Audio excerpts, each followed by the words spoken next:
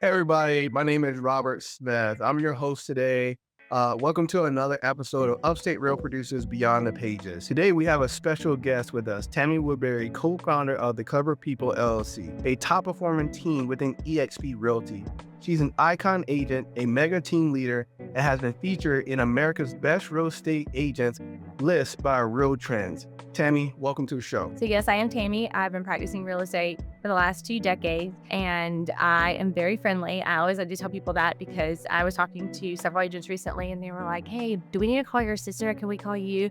Because we think we've heard that you were in real estate for a while." I'm like, "I am not that girl. You can always call me, and I'll always talk to you." So I am Tammy. It's nice to formally meet you. Well, Tammy, let's just jump right into it. You've been having an impressive real estate career. What drew you to real estate? How did you get started? Yeah, I wish I had this really elaborately cool story. It was the Lord and fate, legitimately.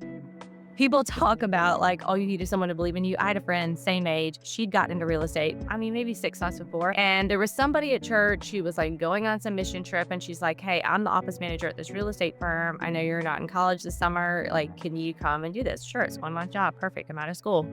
So I go and do it while I'm there. My friend is working there and she is like, "Hey, I think you'd be good at real estate. You should get into it." I did nothing to demonstrate that I would be good, but somebody believes in you. So I'm like, all right, cool. So I'll do it. So literally that was the reason I got into real estate, because she said I would be good at it. She probably just didn't want to do it alone. But I was like, yeah, let's do this thing. So that's how I got into it. It was really cool because in school we learn about police officers and firefighters and doctors and these professions, and then electricians and trade professionals, but no one really talks about, if it's an industry, you want to help people, but you're not like into blood and guts like a doctor. What else is out there? And so I very quickly learned that real estate was not about the house. It was about people, communicating with them, and just fell in love with it from there. You know what's crazy? I never thought about it, but growing up, I don't think I ever heard the profession of becoming a realtor as an option growing up. And they're good people. Dang. Yeah. Well, Tammy, obviously, like I said, very impressive. You co-founded the Clever People. Tell me a little bit more about that transition into that. Yeah. So, well, I got married for one. And then my husband's like, "Do you want to work together still?" I'm like, "Well, I guess so." He was already in real estate. So we formed a team and we've had several iterations since then. Amazing agents have been with us over the years. A lot of them have formed other teams. Some of them are still with us. But then over the years, we started a different brokerage. It was wonderful. Had a really long career there. We were there for about 18 years. But then EXP, it really caters to a seasoned agent, especially if you already have like your own staff and you really kind of want to run satellite, which we run our own satellite office now. So we still have the support of the company and lots of technology, but we really get to build our own brand and we get to have our own goals and really give more of our identity to that. So that's what ultimately led us to keeping our team formed and then transitioning to EXP. And I know you like to build your own brand. Yeah. Well, and I love what you've been able to build. You've built a reputation in Anderson, South Carolina. And I love that because a lot of times people hear the Upstate, predominantly they're thinking about the Greenville area as well. So for those that are not familiar with Anderson, South Carolina, can you share a little bit more uniqueness? Like, what's special about Anderson? Yes. So interestingly enough, I never thought that Anderson would be a pseudo suburb of Greenville, but it is. And I'm actually going to tell this story because this encompasses what I love, but also what everybody hands down who moves to Anderson, especially when they're not from here, what they say. So we work with a builder. They work the Greer, Greenville, Taylors area. They actually have 10, 15 acres of land in Taylors, and they've always been in Greenville. So just this past summer, they bought a lake home on Lake Hartwell, and that's their second home. It's just a little bit down from us. And anyway, the thing that they cannot stop talking about, yes, they love the lake, and they're like, we're really not far from Greenville. Like, even though we would build houses here all the time, just like being back and forth. Like, you can be at Target in 5 minutes, you can be at Walmart in 5 minutes, you could be at Lowe's in 5 minutes, but there's the queue downtown, and there's great restaurants, everything's growing, and the economy's great. Everyone is so friendly here, and the gym is 5 minutes away. Like, everything is 5 minutes away. You're not stuck in traffic all the time. So what I love about Anderson is it is spread out enough that it feels a little less like you're on top of people. Mm-hmm.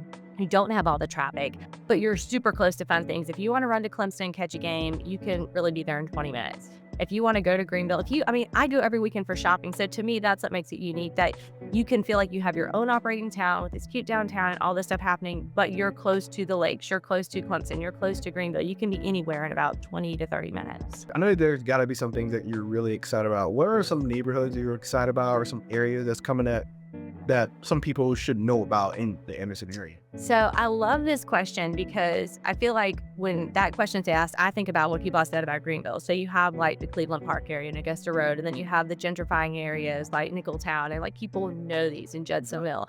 Anderson's very different that way. But if I were to say, depending upon what lifestyle you want, like there are some people who they just love historic real estate, even if it's weird, like the shotgun houses and everything, but they like those 100-year-old bungalows. Well, they just did an $11.7 million renovation to Lindley Park. It is the cutest thing you've ever seen. And all these old bungalows, and this is where all the old money in Anderson was years ago. And there's even small homes there that are like 1,200 square feet. That's a really fun place to be. It's super walkable. It's close to downtown. Downtown is growing. It never used to be really anything, but we have the cutest park, all these great restaurants. There's apartments and all kinds of housing that's taking place down there. And it's funny because we eat out a lot, my husband and I do, and we'll be downtown, and it's like you see the same people eating dinner every night. They walk downtown. It's super walkable. They live downtown. They eat all their meals there. So that's really neat too, to have that as an option as well. I have some clients that there's just one condo community they want to live in, and every time one comes for sale, like they know they need a certain number of bedrooms, and it's like a 1-bedroom, but like, can we still see it? Because we just really want to live there. Then you have the lake. So really anything off of 187-24, that's the deepest part of Lake Hartwell. So I could name a subdivision, but it's like naming 10. Like if you're on the water, if that's in your backyard, like your Gucci bandana, 10 ways to Sunday, right? But then also, we've talked about this a little bit because you're an athlete. The north side, Robert just started, we're the north side of Anderson, like up Highway 81. We've got a lot of great communities there that are just hyper established, really well built. And honestly, it's kind of eeny, meeny, miny, mo. Whether you want new construction, best bang for your buck, whether you want really good moldings and exquisite trim work and communities like Rivendell, you have these subdivisions that exist there, also note. But what's great is they're all a straight shot to Greenville. Actually, there are a ton of Greenville professionals that live in Anderson because your money goes a little bit further, but then they don't have to fight the traffic, but they go into Greenville for work. We've got this really good high school system that is known for creating great athletes.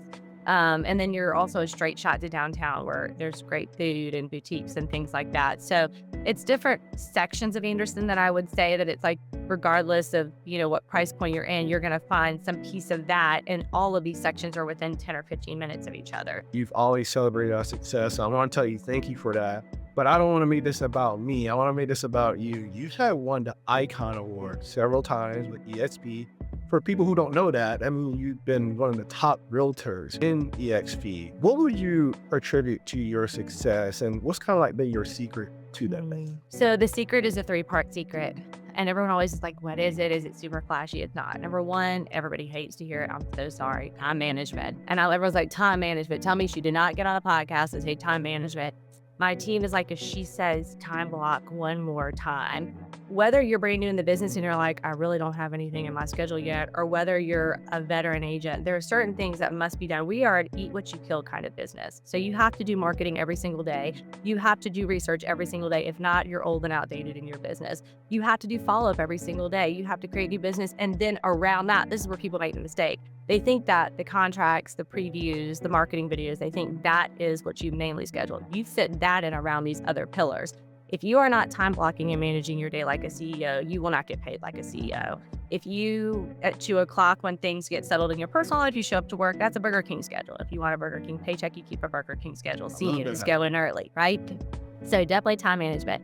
Number 2, and this is hard, consistency with your time blocking. Like I tell my team, when my alarm says from 8 to 9, I'm doing this, at 9 o'clock when the next thing pops up, I stop no matter where I am. And that's hyper important. There's a law, Parkinson's law. It's the reason that we wait to the last minute to do project more in college. It's the reason like when we have a deadline, we wait until the deadline to prepare. Basically, we will do things in the time span that we have until the 11th hour. So if you just have all day long indiscriminately to do things, you won't accomplish anything, or maybe you'll accomplish one thing. But every time that time block goes off in your digital calendar, I tell people don't use paper calendar because it won't talk back to you. My notification goes off, stop, next thing. I also have trained myself that when that goes off, I must stop. So I don't need to waste any time or get distracted in between it because I know I need to finish this thing at the end of this time. And then last but not least, I don't want this to sound like a Hallmark card, but not only do you have to put others first, but you have to put others first, especially when it's a loss for you. when you start to look at your clients and they're in a transaction, we don't want to see a transaction fall apart. That is like death to us, right? Because all we want, first of all, most agents, I don't care where you are in your career, you already spent that paycheck probably. You've invested it, you paid bills with it, you've built your career, other things with it. And so all of a sudden that's falling apart and that feels very difficult for you. But when you can keep a 30,000 foot view and maybe your client does need to get out of that deal, maybe that's not the best buyer for your seller. Maybe your builder doesn't need to be in this development deal that you've been working on for 2 years. I can tell you, because I'm on the other side of it always happening, it always works out. You'll get tenfold back. Even if it's not that client, you'll get more referrals from them in the future that will pay major dividends on that. But when you can care about other people, even when it's a loss to you, and always look at what's best for your client, that will be the thing that sustains you. Somebody asked me to do something. I said, you know what? Let me just say it right now. I'd rather just go ahead and do it. It's a life hack. Tammy Woodbury taught me that. So that has stuck with me for a very long time. But when there comes success, there's always going to be challenges. I don't care what profession that you're in. Tammy, what would you say the toughest challenge that you have had, and how did you overcome it? Yeah, so getting into real estate, when I got in, I hate when people like date themselves this way. That was really before there were real estate coaches and mentors. And so agents would just get in and kind of flail, and we didn't really know what we were supposed to be doing. And also we didn't know if there was a secret sauce. Like you just all of a sudden some things came together, but then like 5 deals fell apart. So there was this constant high and low. So just to have the fortitude to stay in the business when you're trying to learn, yes, there's certain things that can work for every agent, but then you learn that within kind of the skill set, there are things where you need to lean more because that's going to flow more naturally for you. So just that consistency, because it's awesome when 10 deals go under contract and then a week later, 7 fall apart, and it's like soul crushing. And so to be able, as my husband says, to ride the wave, honestly, he's the one who encouraged me. He stays very stable all the time. And so in that phase, he would say, you got to ride the wave. Like, we know it's going to work out, but you got to ride the wave. And it was just not letting it take me out. Like I had to, my mindset is always not like go to the next one. Like that sale doesn't matter. You might still be working with that client. But most people, when things fail in life, they go into a hole, they're sad about it. They kind of pull away from others and from the world. I'm like, no, fight harder. If you were going to make 5 calls today before everything fell apart, make 25. Before the end of the day. If you weren't going to go to that event, you weren't going to call that person, you weren't going to get ready unless you were going to that closet that just fell apart. Go put on the best dress or the best suit you have and show up bigger and better. And you'll watch the fruit from that. But that's been the hardest thing over the years, is just figuring out highs and lows and how to manage that emotion in real estate. I love that. You know, I've said this plenty of times. There's no elevators to success. You know, you can't just jump on and go straight to the top. So, and also, Tammy, like, I love that you have done more than just represent yourself. You have your team, but you also a mega team leader at EXP. And as you know, as a leader, it's more than just hitting numbers.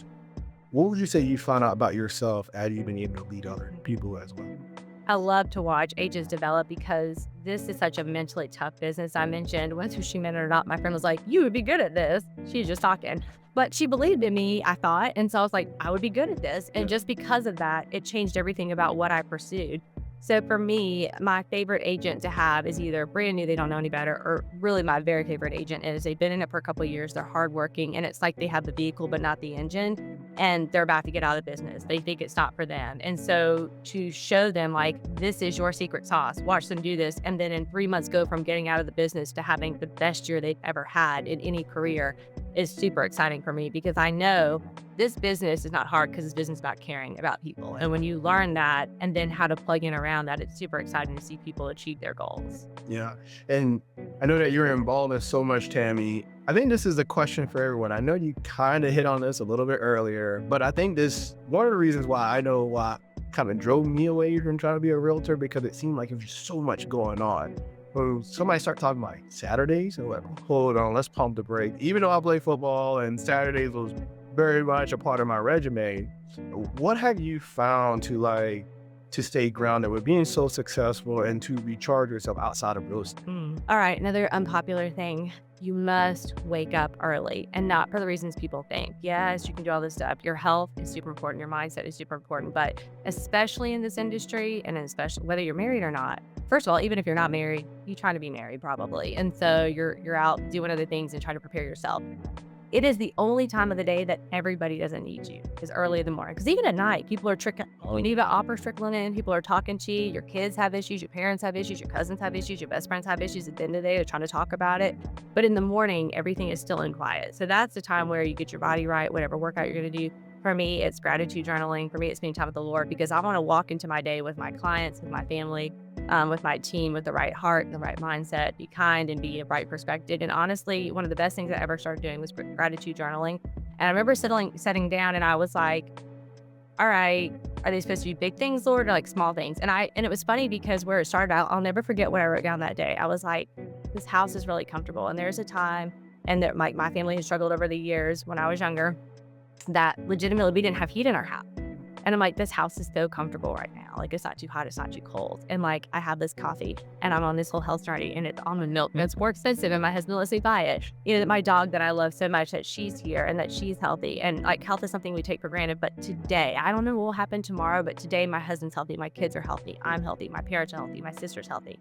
And so just started writing that, and it totally, they say it changes the psychology and like your hormone balance, but it totally changes the way, like if you had anxiety going into the morning, if you had worry about things and then you start to do that, and then there are big things. Thank you for this client. Thank you for this sale. What have they meant over time? What is this supposed to be today? So for me, that is huge for changing mindset. So I stay fueled for the day. And then this is the big thing. We talked about time blocking earlier. One of the most powerful things a coach ever taught me was set a stop time, which sounds crazy, but that's that Parkinson's law, especially with this industry. You'll roll all into the day. But if you're time management and you know you have to price the home, you have to do these things, you have to do all that, you have to set different times of the day to get it done. And the stop time is equally as important as the start time. When that, whatever time that is, stops, hands up, it's like eating competition, you're done, or cooking competition, or eating, whichever. The hot dog guy over here. And so then you're going to go into your evening, whatever dinner looks like. Can't say there are never any interruptions, but what's crazy is when I first started doing that, I was like, that's impossible. Every night will be interrupted. You'll be shocked when you manage your time and you set a stop time. It really doesn't happen like that. Like, I can count on the number of I sometimes have a client who's in China in a different time zone, but I can count on one hand the number of times that has to happen. For the most part, you can stop your business at that hour. And then the other thing I tell our team all the time, do not try to make all your personal appointments during the day. If your kids have a performance, you can have an appointment. Those are appointments, just like client appointment. And you put that in your calendar. So when someone says, can you meet, or can you do this, or can you do that? I can, but I've got an appointment at 10. Can you do 11? Yeah. Like, I've changed the language. I don't say to people, when are you free? Yeah. Because when you're free is when you get off work on the weekends. Like, and first of all, everybody's free then. Everybody wants your time. That's exactly right. And it's all going to be on the weekends. Because for them, buying and selling real estate is kind of fun. Like, this is like second to everything else in their life. Yeah. But when your time is valuable, and it will be very early on, a lot of people are like, no, I have to get to a certain level. No, you don't. Like, you are your family and your space first. And you say, I am available a lot of hours, but I'm available tomorrow from this time. Does it work? You'll learn if they can't make those times work. And then you're like, well, kind of how does your schedule work? But then they understand and appreciate the time you're together. Also, your clients come more focused and prepared, as is your team and everyone else. So just being able to have appointments, have personal appointments, and, you know, have that time first thing in the morning, that changes how you feed into your day, and then schedule vacations as well. I love it because I am an early riser. I wake up around 5 to 5:15 every single morning. And whereas I do like to work out at those times, but I would probably say the first hour I wake up, it's just kind of piddle-paddling around because I'm just trying to like get myself mentally prepared, think about the things I have to do. So I am a big believer in that as well. So I do love that. And you're a top athlete. So, I mean, it's like you just smart cat self-approval on that. And one of the things I appreciate about you, and I was just telling you earlier that I kind of even watch you from behind the scenes and kind of mimicking. You've been known for having these tailor-made marketing strategies. And as you know, we live in a digital world. What have you done to really make your property that you have just really stand out and pop? So one, it's a lot of time, it's a lot of effort. And if y'all don't know, Lucas and Kiki are behind the camera. Find the right team, and you have to hunt for a long time. For that's super important because, you know, we talked a little bit about brand, but what you're presenting, if it's connecting with the world, is important because once you find the vehicle, then you tell the story. It is ultimately storytelling. Like, I can't sell you a home. Truly, I can't. Yeah. Because a house, the house. Now, what I can tell you is a lifestyle or an opportunity. You know, I had this client the other day. They're 23 years old, crystal clear credit, have a little bit of a down payment, making like $35,000 a year, like most people out of college starting out. And there's a home that's going to work in our budget. And she's like, I don't know, should I keep running? I said, let me ask you a question. We all hope that we're going to be making an extra $30,000 in a new job in 2 to 3 years. Maybe you will, maybe you won't, okay? But if you were making about the same money, a little bit more raised every couple of years, in 3 to 4 years, and keep in mind, you're renting a house and then you're ready to buy a home. You've been saving money, so maybe you got an extra 10 grand a day. I don't know, that's pretty aggressive.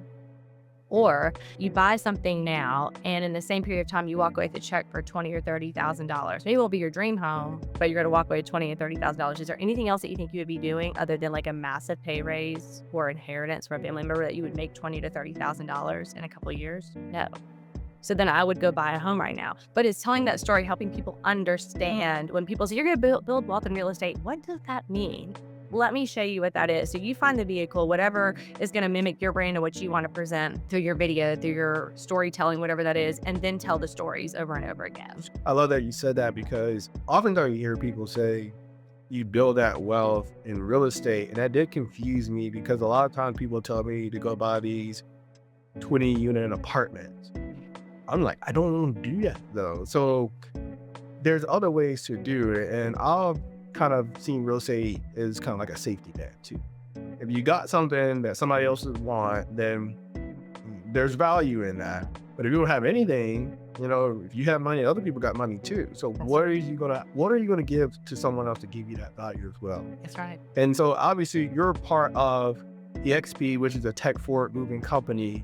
How do you see how tech can actually be used in the real estate world today? Yeah, so it's 100% in use and play all the time. Now, whether or not agents use it, it exists all the time. And also people are so nervous, like, at one point we won't be needed. I'm like, the thing that we offer that is unique, no one else can negotiate with my client like I can and for them like I can, because a computer can do a lot of things. And actually AI can really interpret your personality well.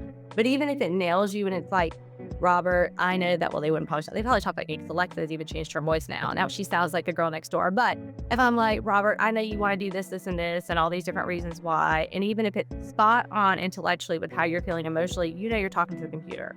Versus I'm like, Robert, let's take a pause here. Your wife is pregnant. There are like 40 irons in the fire. I want you to do this, but I also know that in 4 months, the market's going to look exactly the same, and you're going to have this and this in play and not have the stress. I mean, are you worried about us waiting 4 months? Because, we're not really a change our wealth. No, Tammy, thank you. That is what I needed. Agents are going to continue to do that. Now, what's going to make you really good is when you learn how to bring in AI, you learn how to do all these tech first things. Someone was talking to me the other day.